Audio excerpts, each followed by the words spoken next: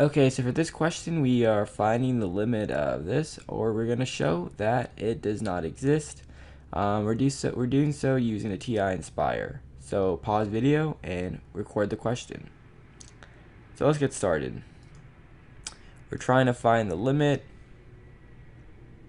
as x approaches infinity. So x is going to approach infinity. And our question had the square root of x squared plus 2x plus 1. And on the outside of the square root, we had a negative x. Simply hit enter, and there's our limit as x approaches infinity. And that's it.